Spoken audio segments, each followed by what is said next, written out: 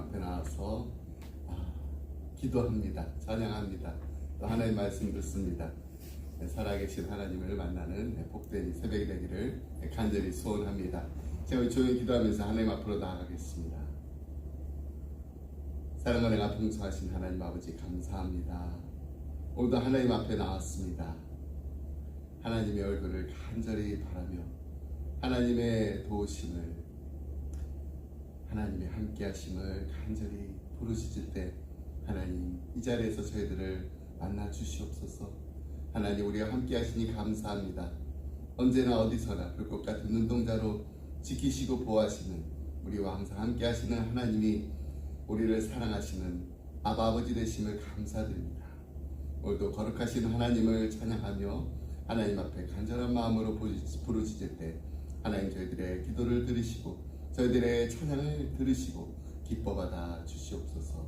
감사드리며 이 모든 말씀 예수의 이름으로 기도드립니다. 아멘. 아멘. 찬송가 304장 함께 찬양하시겠습니다. 그 크신 하나님의 사랑.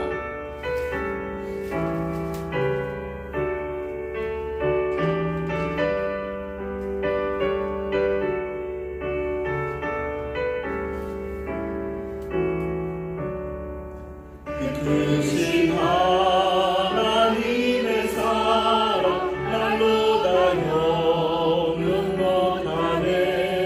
저 높고 높은 별을 넘어 이 낮고 낮은 땅 위에 죄범한 영혼 거하여 그 아들 보내사 죄물 삼으시고 죄 용서하셨네.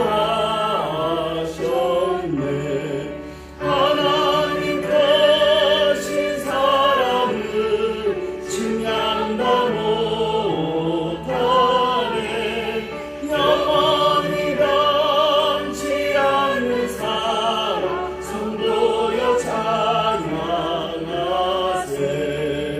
때로운 시절 지나가고 땅 위에 영화세할 때 믿지 않던 영혼들 그 소리 외쳐 울어도 전했는 성도들에게 그 사랑 베푸사 우리의 죄 사했으니 그네를 잊을까. 하나님 크신 사랑을 증량다 못하네. 영원히 변치 않는 사랑 성도여 찬양하세.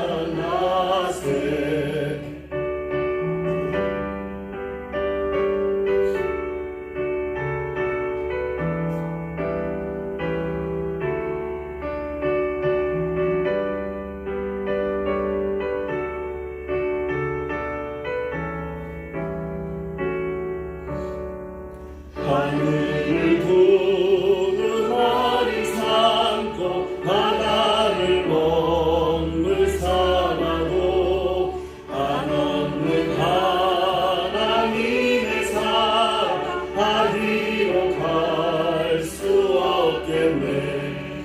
하나님의 크신 사랑 그 어찌 갔을까. 저 하늘 높이 쌓여 채우지 못하리. 하나님 크신 사랑을 증량다 못하네.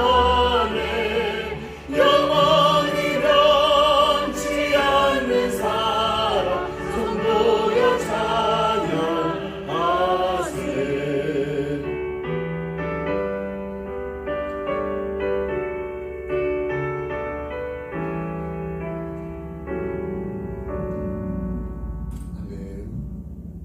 오늘 함께하는 말씀은 시편 94편 1절로 23절까지 말씀입니다.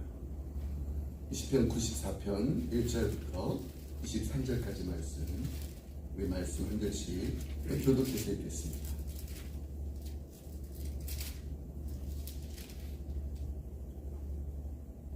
자, 먼저 1절 말씀 있습니다. 여호와여 복수하시는 하나님이여 빛을 비추어 주소서. 세계를 심판하시는 주여 일어나사 교만한 자들에게 벌을 주소서. 여호와여 악인이 언제까지 개가를 부르리이까. 그들이 많고 자녀를 오만하게 떠들며 기락을 행하는 자들이 다 자만하나이다.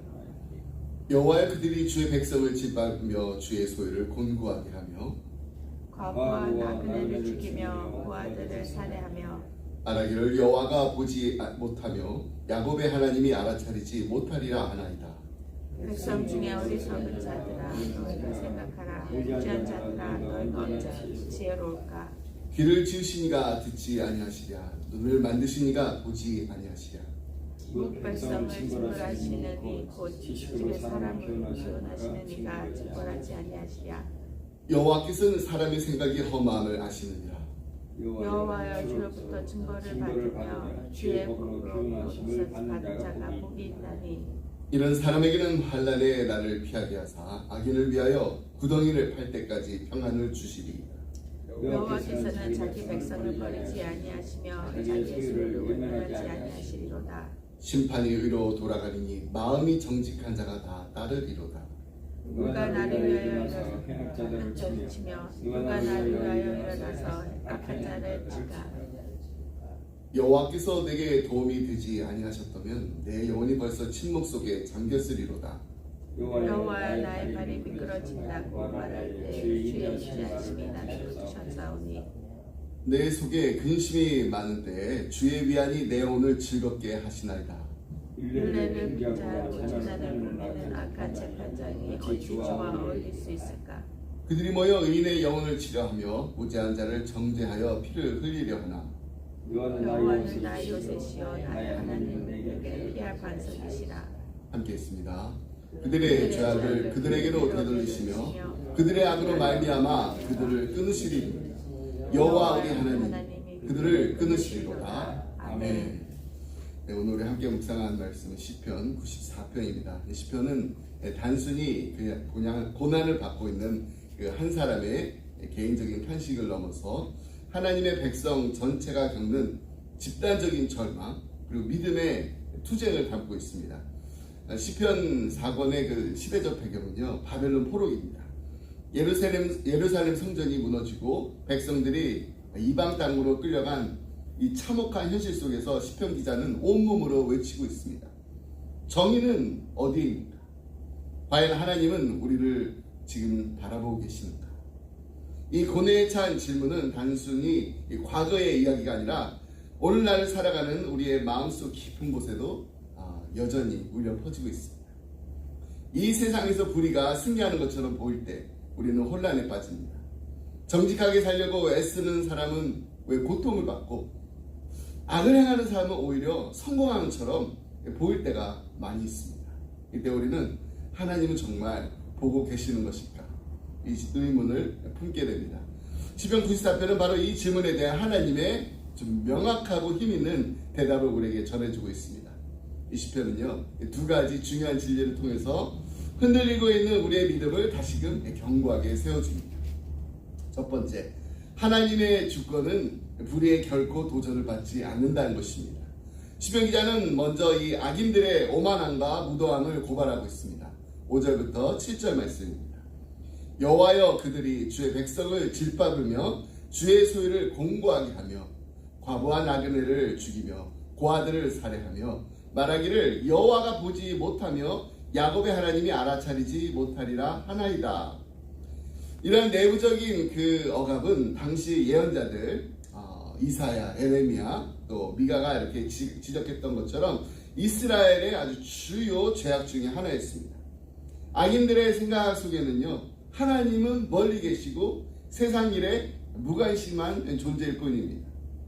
하나님이 보지 않으시니 그들은 마음껏 죄를 짓고 스스로 의롭다 여깁니다. 그러나 시편 기자는 단호하게 그들의 어리석음을 꾸짖고 있습니다. 8절 9절 말씀입니다. 백성 중에 어리석은 자들아 너희는 생각하라. 무죄한 자들아 너희가 언제나 지혜로울까. 귀를 지으시니가 듣지 아니하시랴. 눈을 만드시니가 보지 아니하시랴. 이는 단순한 그냥 반문이 아닙니다. 창조주 하나님의 주권과 전지성에 대한 강력한 선언입니다.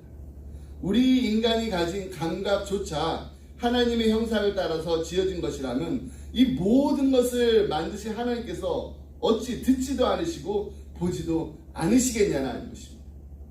이사야 선지자도 하나님의 전지전능하심을 이렇게 노래했습니다.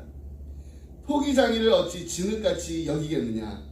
지음을 받은 물건이 어찌 자기를 지은 얘기에 대하여 이르기를 그가 나를 짓지 아니하였다 하겠으며 빚음을 받은 물건이 자기를 빚은 얘기에 대하여 이르기를 그가 총명이 없다 하겠느냐. 하나님은 모든 것을 아십니다. 겉으로 드러난 악행뿐만 아니라 악인의 은밀한 계획도 아십니다. 또 의인의 숨죽인 기도조차도 하나도 놓치지 않으시는 하나님이십니다. 시편 94편 11절은 이 진리를 아주 강력하게 선포하고 있습니다. 여호와께서는 사람의 생각이 허무함을 아시느니라. 인간의 모든 계획과 자만은 하나님의 지혜와 하나님의 뜻 앞에서는 다 헛될 뿐이라는 것입니다. 아무리 경고해보니 인간의 계획이라도 하나님의 뜻 앞에서는 티끌처럼 사라질 뿐입니다. 고린도전서 3장 20절에서 사도 바울은 이 말씀 인용해서 자신들의 지혜를 내세우려던 이 고린도 교인들에게 주께서 지혜로운 자들의 생각은 헛되다 하신다라고 경고했습니다. 세상의 불의가 마치 승리하는 것처럼 보일 때 우리는 결코 하나님이 침묵하시는 것으로 오해해서는 안 됩니다. 하나님은 지금도 살아 계시며 보고 계시고 또 다 듣고 계십니다. 하나님의 주권은 결코 흔들리지 않습니다. 반드시 하나님의 때에 하나님의 정의는 실현될 것입니다. 중세시대에 이 대성당을 보게 되면 그 정교함에 아주 감탄을 금치 않을 수가 없습니다. 특히 이렇게 첨탑 위에 이렇게 장식된 그 조각들을 자세히 보게 되면은 지상에서는 보이지 않아요. 근데 지상에서는 우리의 눈으로 이렇게 보이지 않는 그 부분까지도 아주 세심하게 다듬어져 있습니다. 어차피 저렇게 높은 곳에 있는데 아무도 보지 못할 텐데 그냥 대충 만들어도 되지 않을까 이렇게 생각도 할 수 있지만은 당시 장인들은 그렇게 하지 않았습니다. 그들은 가장 좋은 재료와 최고의 솜씨를 사용해서 보이지 않는 부분까지도 완성했습니다. 왜 그랬을까요? 그들은 하나님께서 다 보고 계시다라고 믿었기 때문입니다. 여러분 우리의 삶도 마찬가지입니다. 사람들의 평가나 눈에 보이는 결과보다 더 중요한 것은 바로 하나님의 시선입니다.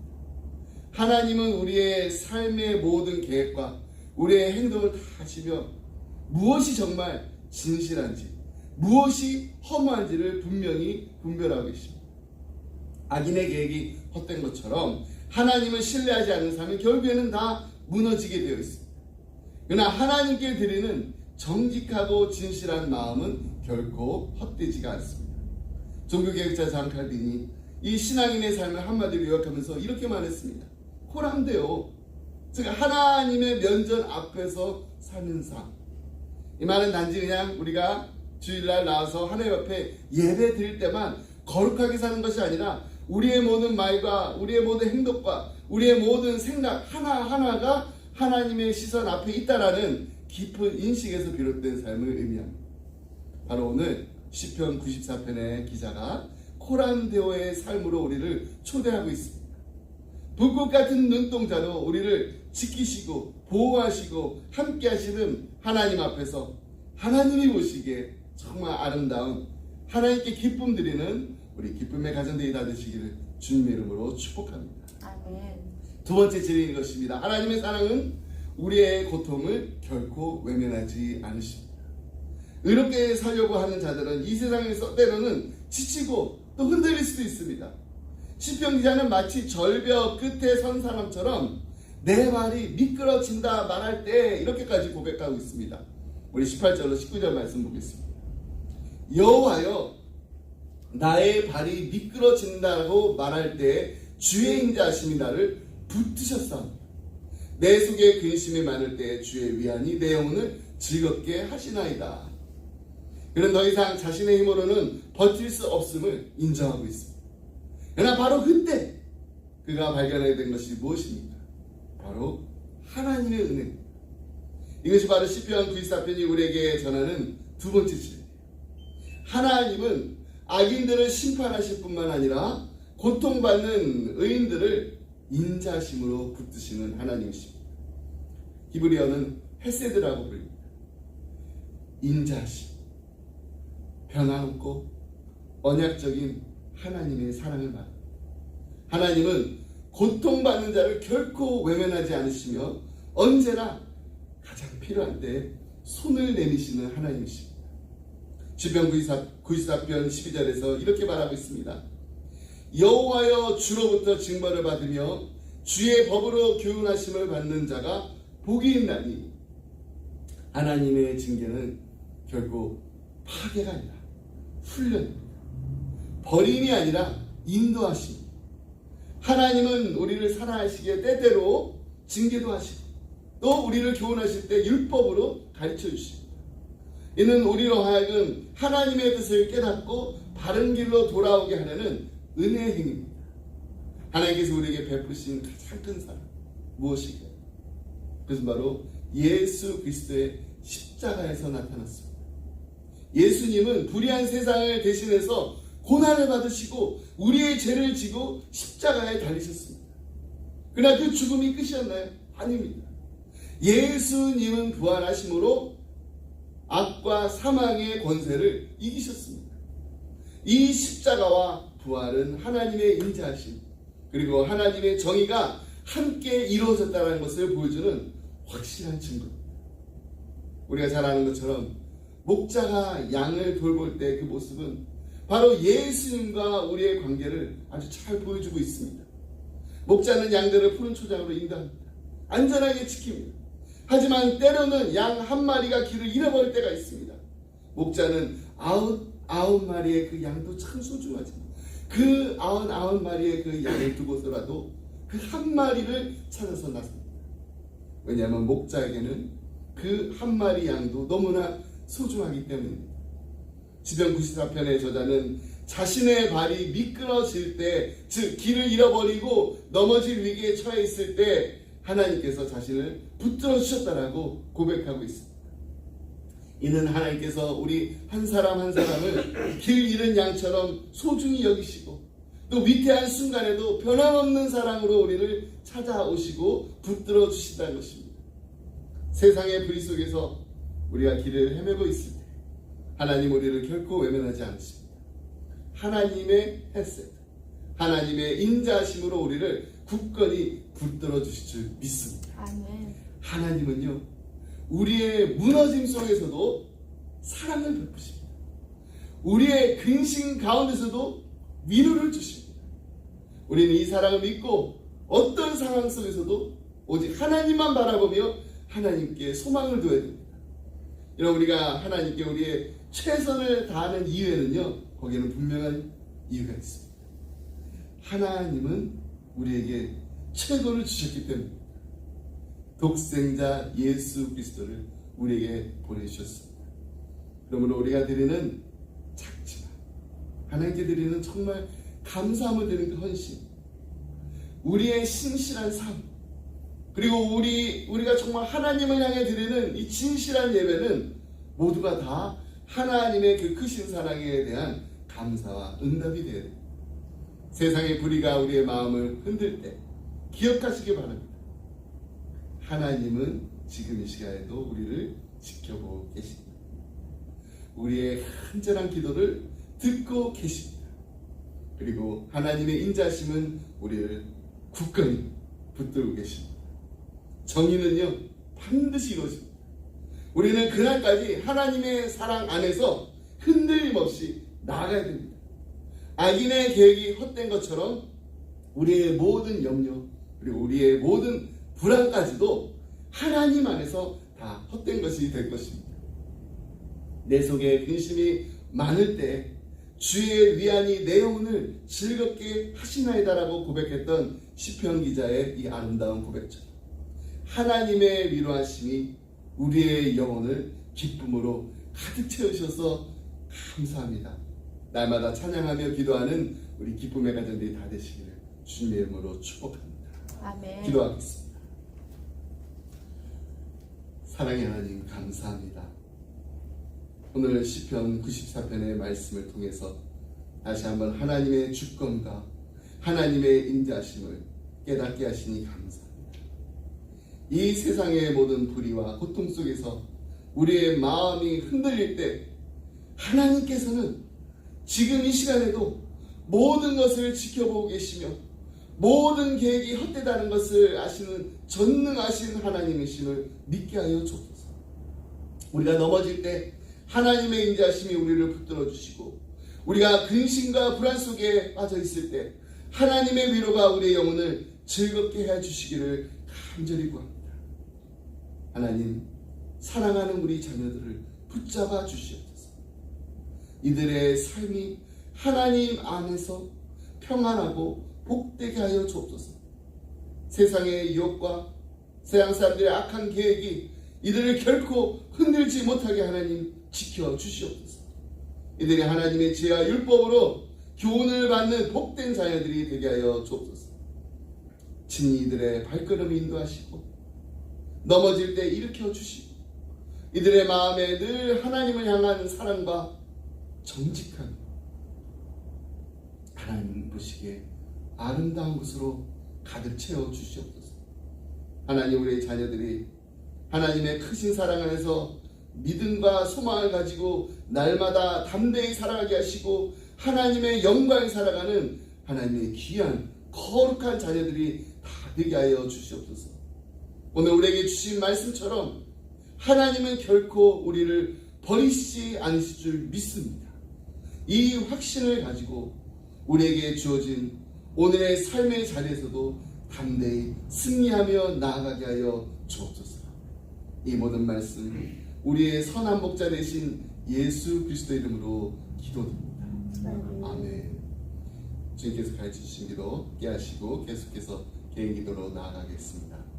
하늘에 계신 우리 아버지여, 이름이 거룩하기를 받으시오며 나라의 마음이시며 뜻이 하늘에서 이루어진 것 같이 땅에서도 이루어지니 오늘날 우리에게 일용할 양식을 주옵시고 우리가 우리에게 죄진 자의 사여 준 같이 우리 죄를 사여 주옵시고 우리를 시험에 들지 말게 하옵시며 다만 행서 구하옵소서.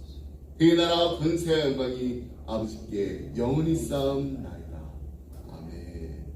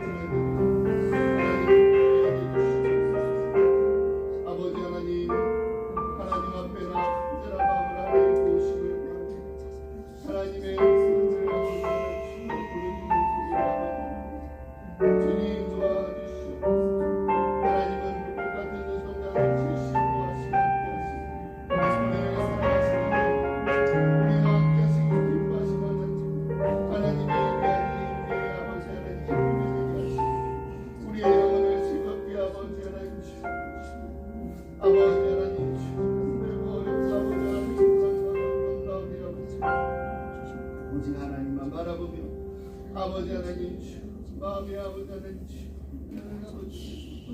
주여 모든 아버지를 기뻐해 아버지 하나님 주여 아버지 하나님 은혜를 자식게 하여 주시옵소서 주님만 바라보며 나아가게 하여 주시옵소서 하나님 하나님의 은혜 가운데 아버지 아버지 하나님 주님의 아버지 하나님 아버지 하나님 주님의 진짜된 아버지 하나님 아버지 하나님 주여 아버지 하나님 주여 아버지 하나님 주여 하나님께서 주시고 하나님께서 함께하시고 아버지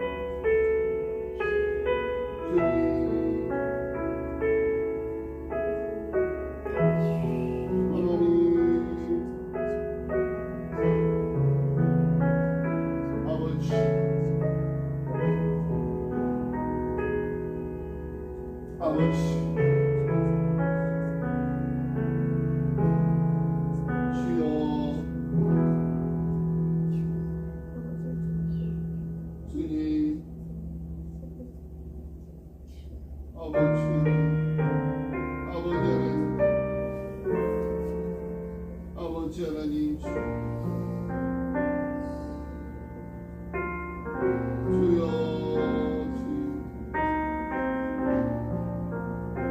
주님